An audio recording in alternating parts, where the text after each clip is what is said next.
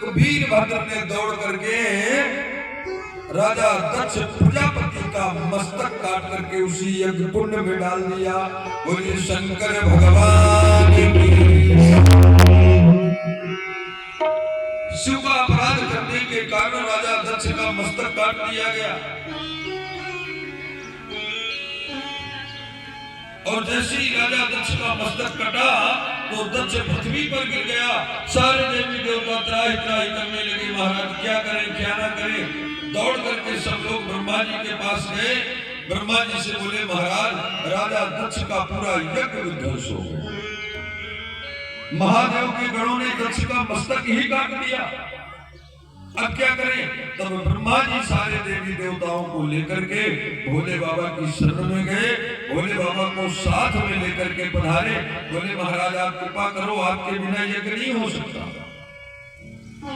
महादेव ने कहा उस यज्ञ में हमारा तो कोई निमंत्रण ही नहीं, हमें तो किसी ने बुलाया तक नहीं, इसलिए हमें क्या हो सकता है वहां जाकर के। पिता में ब्रह्मा जी ने कहा हे महादेव, आज के बाद हम आपको वचन देते हैं कि कोई भी यज्ञ बिना आपके कभी पूर्ण नहीं होगा। हर यज्ञ में आपकी उपस्थिति अनिवार्य होगी। और तभी से अगर कोई भी अनुष्ठान करते हैं ना तो पहले रुद्रपीठ की स्थापना करते हैं, भगवान शंकर को स्थापित करते हैं। सारे देवी देवताओं को साथ में लेकर के ब्रह्मा जी भोले बाबा के सहित कंखल की भूमि पर पहुंच गए, जहां राजा दक्ष का मस्तक कटा हुआ पड़ा था और पूरा शरीर पड़ा हुआ था। सारे देवी देवता बोले महाराज अब क्या करें, किसी तरह से दक्ष को भी तो जीवित करना है ना, दक्ष को पुनर्जीवन देना है।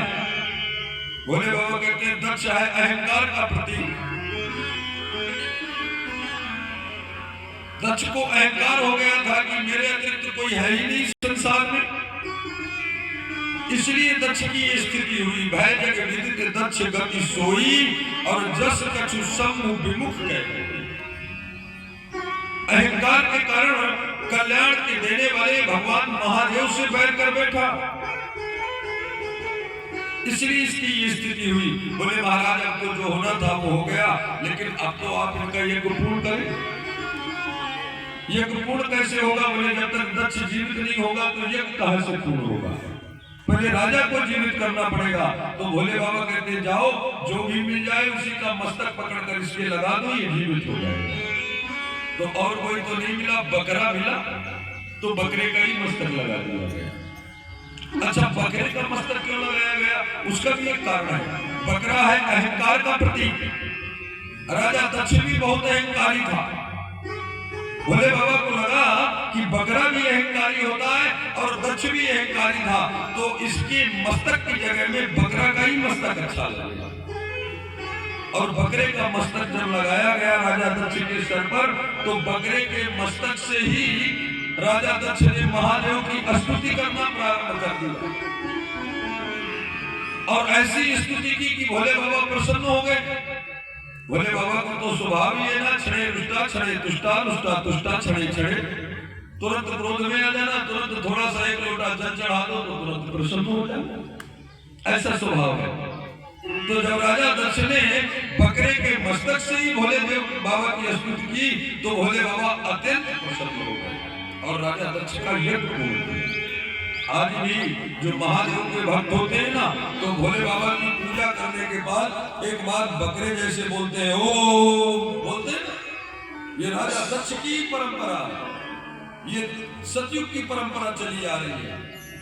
राजा दक्ष ने बकरे के मस्तक से जब स्तुति की तो भोले बाबा प्रसन्न हो गए। और इधर माता सती की स्थिति, गोस्वामी जी कहते हैं सती मरत हरिसन भर मांगा,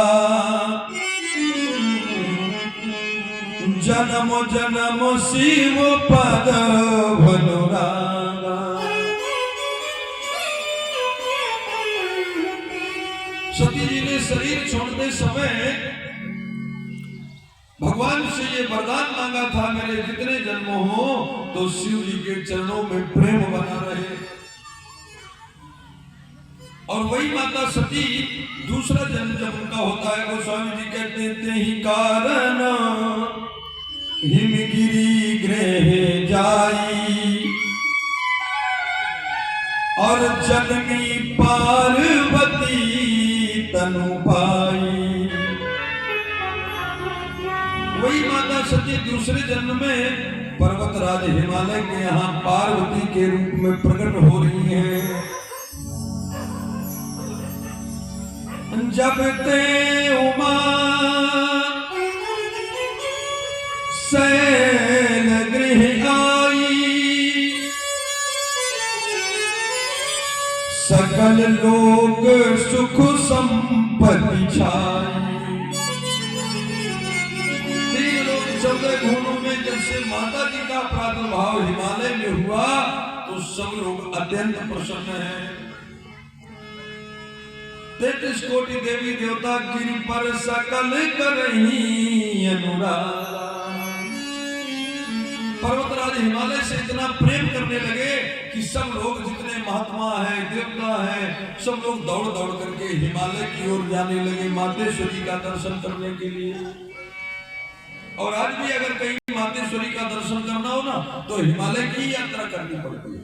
सबसे ज्यादा शक्ति पीठ हिमालय में ही पाई जाती है। ये ज्वाला देवी है, ये चंडी देवी है, ये नैना देवी है, ये वैष्णो देवी है, ये मनसा देवी है, जितनी भी देवियां हैं ज्यादातर हिमालय में। क्यों? क्योंकि हिमालय मैया का प्राकट्य स्थल है। प्रगति सुंदर शैल पर मनिया करी बहुहा। पर्वतराज हिमालय के यहाँ माई का प्राकट्य हुआ है तो सब लोग दौड़ दौड़ करके दर्शन करने लगे। गोस्वामी जी कहते नारद समाचार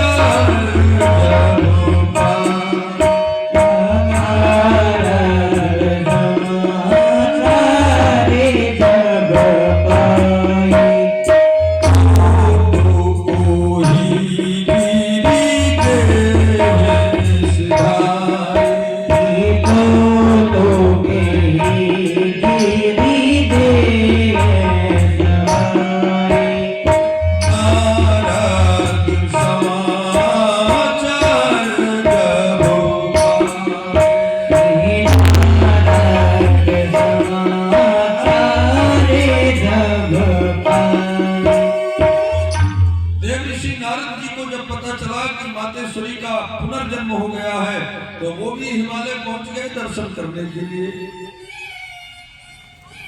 और हिमाचल में देखा कि देवऋषि नारद आए हैं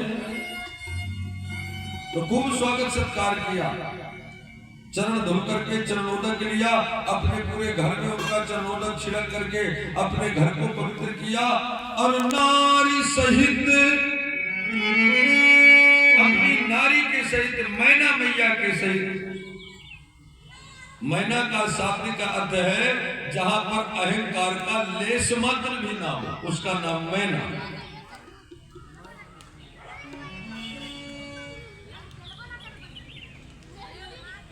मैना मैया के साथ हिमालय ने स्वागत किया, चरण धुल करके चरणोदक लिया, अपने आसन पर बैठाया और अपनी बेटी को बुला करके प्रणाम भी कराया।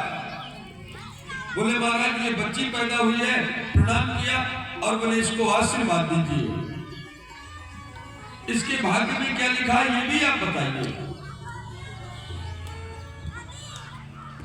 नारद जी ने जैसे ही कन्या का दर्शन किया तो देख करके बड़े प्रसन्न हो गए, जान गए कि अरे ये तो जगत जननी है, हिमालय के यहाँ